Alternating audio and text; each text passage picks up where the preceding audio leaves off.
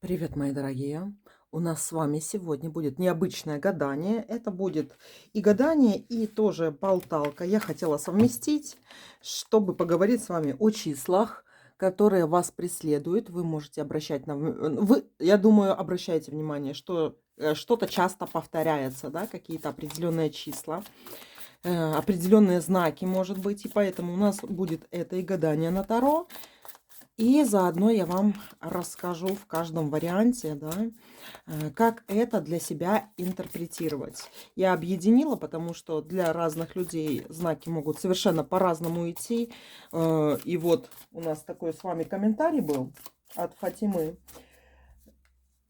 Так, почему преследует цифра 13? Я там ей ответила лично, да, но вот сейчас все-таки дошли руки сделать такой вот расклад. И у нас будет 4 варианта, и это 4 масти. И вы эту масть, как говорится, сами выбираете карту Таро, а мы смотрим, к чему это. То есть вам сейчас надо загадать себя на рубашку на 4 варианта и загадать себя с этим же числом, которое вы видите, да. Можно даже какие-то определенные знаки, но мы будем, в принципе, больше говорить о числах. В общем, я вам покажу, к чему вас преследует определенный какой-то знак, либо число. И давайте посмотрим. Вы даже можете для себя вот все это гадание посмотреть. И, скорее всего, оно таки будет, что в каждом варианте будет что-то такое интересное. Ну что, давайте посмотрим. Если вас преследуют числа, что это значит? Двойные, тройные, одно какое-то число вас преследует. Я вот, например, не люблю, когда меня преследует число именно 0, да, то есть я в зданиях не люблю число 0, чтобы не попадалось. Ну, это не мое. У кого-то очень хорошо. Вот я вам скажу так, да, для целителей, когда попадается число 0, да, особенно там 60, 70, 80, то это хорошо. Они наполняются энергетикой в этих зданиях. Но как для меня, то я не особо люблю. У меня там энергетика уходит в домах с числом 0. Но это такое из личного. Ну что, давайте посмотрим. Если вам в номерах автомобилей, если вам в номерах там квартир, документов и все остальное какие-то числа попадаются, давайте посмотрим, к чему это. Но это будет и общий расклад, и я вам в каждом варианте скажу, как для себя лучше интерпретировать это, согласно тому варианту, который вы выбрали. Первый, второй, третий, четвертый вариант. Ну что, давайте посмотрим. Итак, первый вариант. Если вас преследуют определенные числа, что это значит? Это не просто числа. Это вам идет посыл от кого-то, кого-то. Объясню, кто это. Это может быть либо сущность, либо это фантом, либо это покойный, да, какой-то, либо это человек, который как-то хочет на вас воздействовать, даже телепатически, который, возможно, вам снится. Либо вот как-то вы все время чувствуете его, да. Обратите внимание на вот эти вот числа, которые вас преследуют, они связаны с какой-то живой сущностью. Причем это и из того мира, и из этого может быть. Я специально вот говорю прям в общем, для того, чтобы вы обратили. То есть это число связано, очень связано с какой-то сущностью. Либо это вам, например, снятся покойные, да, и, например, вы видите вот это вот число, прямо оно ударяет так в глаза, как цвет все равно. И обращу ваше внимание, да, раз уж у нас и полуболталка такая идет по Таро, то когда вы видите определенные числа, это то же самое, что когда вы видите какой-то определенный цвет. Если кто-то, например, очень интересуется физикой, то когда вот смотрите, от каждого цвета идет какая-то определенная волна. То есть наша сетчатка глаза, она считывает эту длину волны. То есть у красного цвета одна волна, у зеленого другая. Вот есть такое, да, заболевание типа дальтонизм. Хотя бы я тоже бы не сказала, что это особенность, а не прям такое Животные по-другому видят, да, собаки по-другому видят этот цвет. Летучие мыши, они ультразвуком считывают вот это вот все. Поэтому вот эти вот числа для вас, да, они тоже идут. Числа. Относитесь к числам здесь как даже к определенным сигилам. Да? То есть тоже число 13, я вам скажу, что это даже не просто число там 1 и 3, это еще определенный сигил, который рисуется вот как руны, да, то есть, но так как это число, оно сопоставимо с количеством 13, да, то иногда мы путаемся, но на самом деле вот это вот сигил 13. И у вас вот вот это число или вот этот знак, который вы постоянно здесь видите, связан именно с тем, что вы фильтруете, да, как говорится, сетчаткой своего глаза именно какой-то определенный посыл. Я бы даже не говорила, я бы сейчас даже не могла бы сказать, что смотрите толкование на Таро, например, если 2 семерки идут, или 3 семерки, или какое-то там 21 число. Тут с Таро не связано. Это связано с именно тем числом, которое существует между вами и этим объектом. Понимаете? И очень какая-то сильная вибрация между вами и этой сущностью происходит. И оно выражается в этом числе, либо в этом знаке. Это как отражение, понимаете, какой-то действительности. И тут ключ, на самом деле, тяжело найти, потому что это очень личное для вас. Выпал, девочки, выпала фигурная карта, да, и она, вот эта вот фигурная карта, тут, если бы даже дама выпала, да, там паш выпал, кто угодно, вот это что-то очень личное. Это число, которое, я бы даже сказала, будет вас преследовать, пока рядом с вами вот эта какая-то сущность. Я думаю, что вы ее как-то все равно видите, вы ее ощущаете. Просто в дневное обращу ваше внимание, когда очень много люксов, да, вы видите это в виде числа, либо определенного знака. Но когда люксы исчезают, что такое люксы? Это единица измерения света. Вы видите что-то другое. Понимаете? И либо она так вот трансформируется, ну, так как вы ее видите, это как вампиры, да, то есть ночью они выходят, потому что боятся солнечного света. То же самое, такую вот аллегорию утрировать можно и говорить о вот этом знаке. Этот знак проявляется в свете, понимаете? И он вас не то что преследует, вы его выхватываете. Вы его выхватываете точно так же, как выхватываете вот эту какую-то сущь. Это сущь, мои дорогие. Причем у каждого она может быть совершенно разной, да, у кого-то это покойное, но это связано по-любому с вашим медуизмом. Вы что-то чувствуете, что-то такое есть. У кого-то это может быть просто домовой, у кого-то это фамильяр, у кого-то это умерший, да, через это число бомбит. Иногда не сразу ты понимаешь, что это значит, да, то есть мы это оставляем на потом, а потом оно узнается, кстати. Потом, если статистически так в голове проводишь какие-то параллели, то начинаешь понимать, что к чему, да. То есть, например, у меня однажды сон приснился у бабушки моей в огороде, мне приснилось 3 могилы, и на одной могиле присутствовало число 2705, да.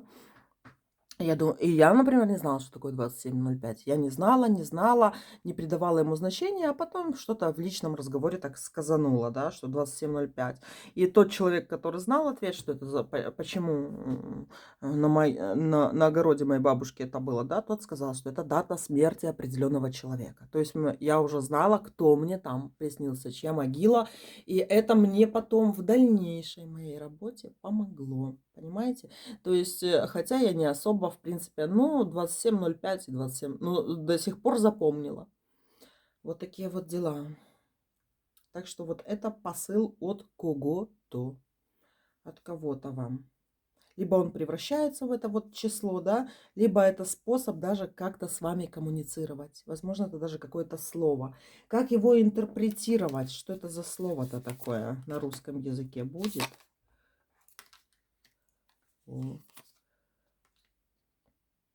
Это предостережение для вас, чтобы вы были осторожны. Тут выпали мечи и двойка пентаклей, да.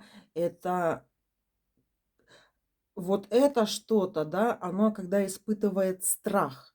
Вот это страх даже не сколько ваш или тревоги и волнения. Вот это вот число идет от тревоги и волнения за вас. То есть вы можете не подозревать о какой-то опасности, да, а получается вот это другое, оно, получается, вам показывает свой страх. Понимаете? Я думаю, что вы поймете, если вот когда будете уже оценивать с точки зрения то, что я вам тут рассказала, что выпало у вас в первом варианте, да, то вы сможете оценить, что это и к чему это идет. Ну, тут надо раз 5 вот так вот просто продумать хорошо, да, сопоставить, что у вас было, либо что у вас будет, когда появляется вот этот знак, это число. И вы сможете ответить, от кого оно даже идет. Вот такой вот первый вариант. Второй вариант. Давайте посмотрим. Если вас преследуют числа, знаки определенные, что это значит? Что это значит? Это ваше число, это ваш знак, который где-то является вашим амулетом, вашим проводником, как говорится, да. Это знак удачи. Удачи вам как верховная жрица пошел. Понимаете? Это простой знак. И я бы даже сказала, что это один из тех знаков, которые существуют. Вы выпали здесь, да, верховной жрицей. У верховной жрицы свой язычок, свой язык, на котором она общается с этим другим миром. И вот эти вот знаки, как я в начале видео говорила, да, какую-то сигильную силу несут. И вот эти вот знаки как раз-таки с силой сигилов. Понимаете? 666, 777, как говорят, 3 топора, да, 13, единички, возможно. Ну, короче, я бы тут даже интерпретировала, если вы любите Таро, обратите внимание, что вы любите. Кто-то руны любит, да, кто-то любит Таро. Обратите внимание на эти числа, если вот у вас вы числа загадали, которые повторяются, какие руны похожи, да, либо другая какая-то система, но которой вы занимаетесь. Тут очень хорошо, тут очень можно классно себя найти, да. То есть это реально ваши подсказки, это ваш какой-то язык, на котором вы говорите.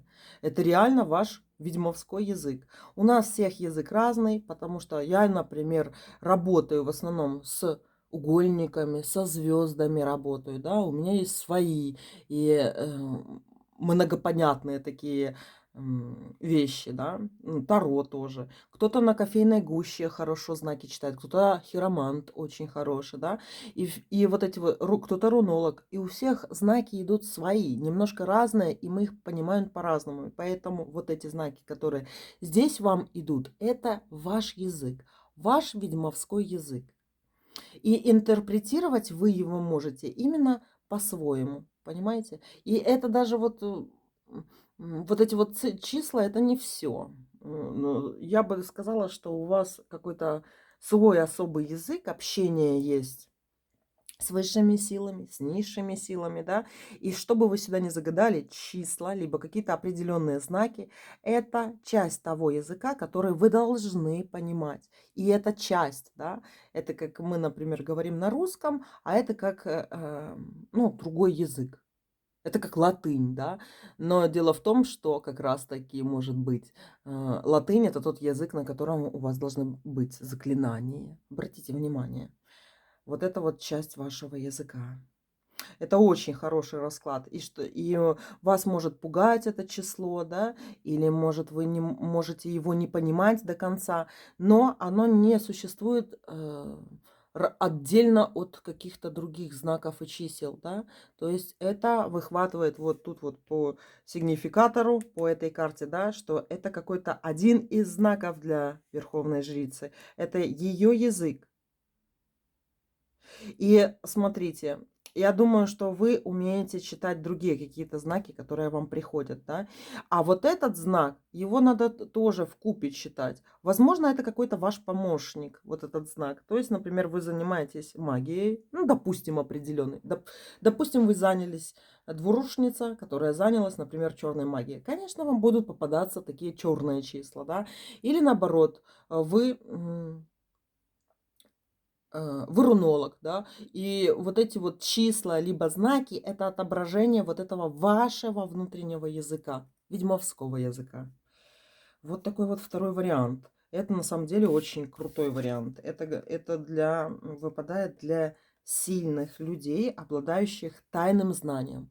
Открыли в себе вы способности, не открыли, все равно все придет, да. И причем обычно у таких людей очень эм, большая предрасположенность к изучению других языков, да, или вы можете даже сами ляпнуть какие-то новые слова, которые неологизмы, да, которые прям вы выдумываете. И дело в том, что вот эти слова потом за вами начинают повторять, эти фразы начинают за вами повторять, да. Это и учительство, и в то же время для того, чтобы учительствовать, все равно надо чему-то учиться, да. И вот вы сами себя откроете. Так что какой бы тут знак ни был, это часть вашего знания. Открыли вы его сейчас, либо не открыли, все равно вы будете понимать и этот знак, и другой, и все остальное. Так что тут хорошее такое развитие идет.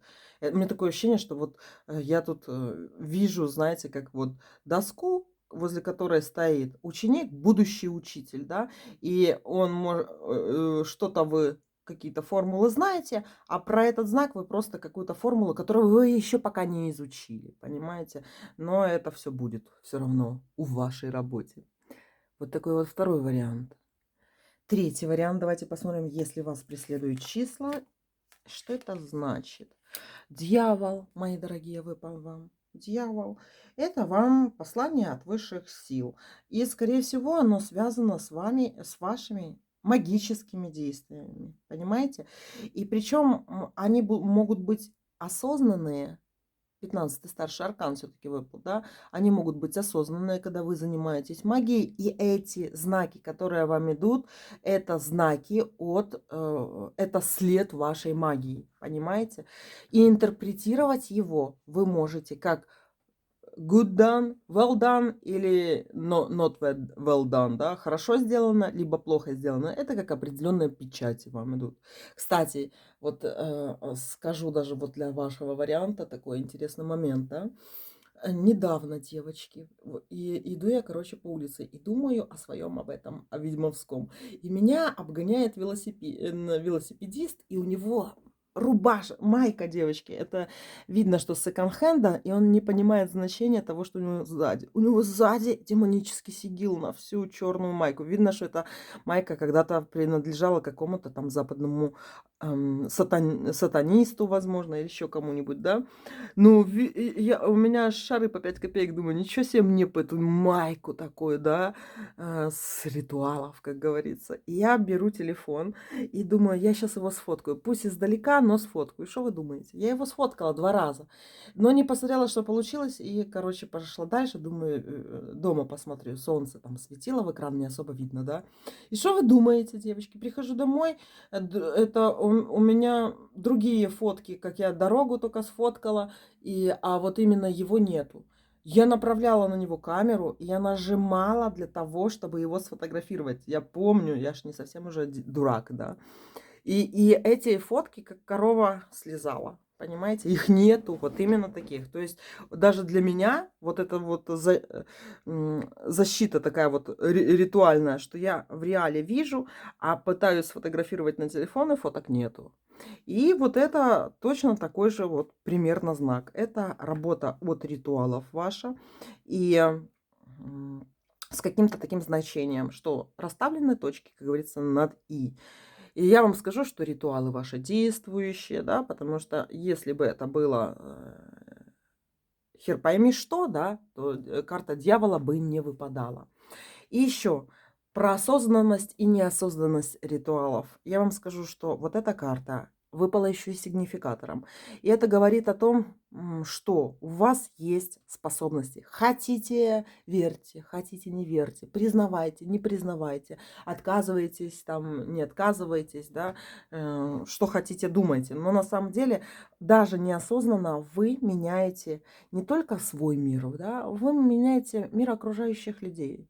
То есть, например, если вы кого-то ненавидите и кому-то, да чтоб тебе пусто стало или еще что-нибудь пожелаете, это все работает, понимаете? Если вас кто-то обидит, это все работает. Это про неосознанность, то есть когда человек еще до этого, до понимания, то, что он влияет на других, еще не дошел. И обратите внимание, что вы по-любому влияете осознанно либо неосознанно на какой-то определенный круг людей.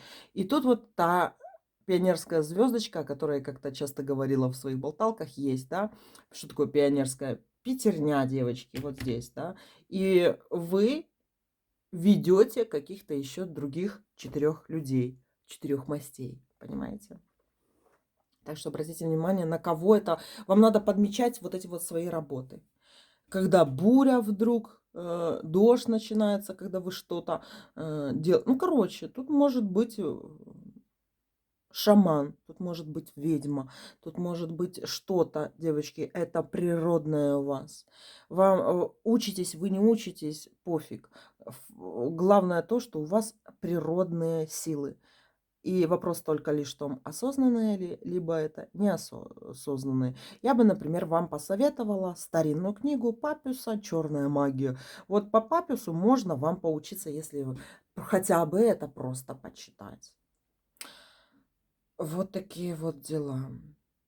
Прикольно, если вы в каком-то эгрегоре, да, если вы в христианском, либо в мусульманском, очень сильно, как говорится, верующий человек, то вам, как говорится, все равно надо соблюдать прям все постулаты, да, и от этого ваша сила будет еще увеличиваться. Вот такие вот дела, мои дорогие. Так что вот эти вот знаки, которые идут, как числа или либо знаки, которые вас преследуют, это именно как раз-таки расстановка этих точек над «и». Это окончание вашей какой-то работы. Понимаете? Это та точка в предложении после того, это реакция действия, да, это типа как из психологии. То есть вы где-то разозлились, вам идет этот знак, значит, кому-то пришла кара адская, кому-то прилетела, да, то есть обращайте внимание на это. Вот такой вот третий вариант. Так, четвертый вариант давайте посмотрим. Если вас преследуют числа и определенные знаки, что это значит? И у нас выпал император, мои дорогие. Это вам послания идут. И это послание от мужчины, как ни странно. Причем живой ли это мужчина или мертвый, тут нету такого определенного значения. Обычно император — это послание от живого мужчины, да? Но обращу внимание, что это не сущность, это не гадость какая-то, которая там, это не лярва, которая может к вам привязаться и все остальное. Это, скорее всего, защитник вашего рода, это может быть ваш там домовой, это может быть фамильяр, но это мужского рода, значит, я бы так сказала, что оно млекопитающее, да, как минимум. И то, что это, возможно, живое, либо это по роду у вас защитник такой идет. Дальше это может что-то быть, это может тоже бес, если, например, кто-то вызывает, допустим, бесов, то вот это идут определенные вам знаки в виде посланий от мужчины. То есть, например, если вы занимаетесь вызовом бесов, да или не только бесов, кого угодно, вы занимаетесь вызовом, да, то это вам приходит через какую-то мужскую энергетику, через живого человека. И вот это будет связано именно с мужчиной. Числа, император. Император. И император, он же все время в паре, да, и он дает вот это послание императрице. Но оно как бы приходит вам на двоих. То есть вы как какую-то задачу ставите перед собой, но она, вот эта вот задача какая-то, может делиться, да, на вот этого мужчину как-то. И вот эти вот числа или какие-то определенные... Тут не только числа будут идти, мои дорогие, тут будет еще какие-то материальное что-то идти, какие-то подарки, я бы даже сказала. Подарки, подсовки какие-то, находки какие-то здесь могут идти. То есть тут все равно будет отображаться в материальном виде тоже. То есть вам надо связать вот эти вот знаки, которые здесь идут, еще с тем, что вам приходит материально, и посмотреть, от кого это приходит. Ну, как это так попроще объяснить, да? Например, вы видите этот знак, вы видите эти числа, которые вам идут. И это связано с тем, что вы сейчас прям найдете, обретете что-то в материальном смысле, да? Это может быть чуть ли не там ручка шариковая или там денежный приход какой-то, да? То есть приходит это. Как я, например, на себе это вам скажу, да, как мне приходит. У меня тоже есть такое. И в числах у меня это очень сильно ярко выражено. То есть я, например, как только начинаю где-то там немножко злиться, да, проработав там часть своего материального мира, да, и если вдруг у меня что-то такое, что я начинаю унывать, меня сразу приходит то, что должно прийти, да.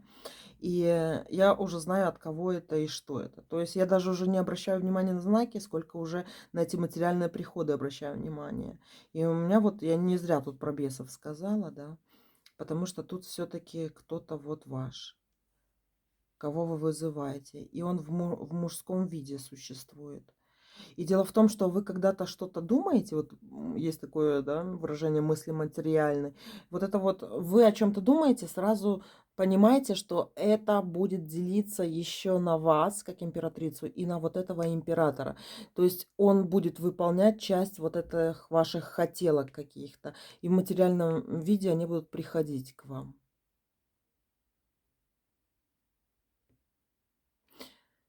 Вот такие дела. А давайте еще одну карту вытянем. Если вас преследуют числа или знаки, что это значит с этим императором?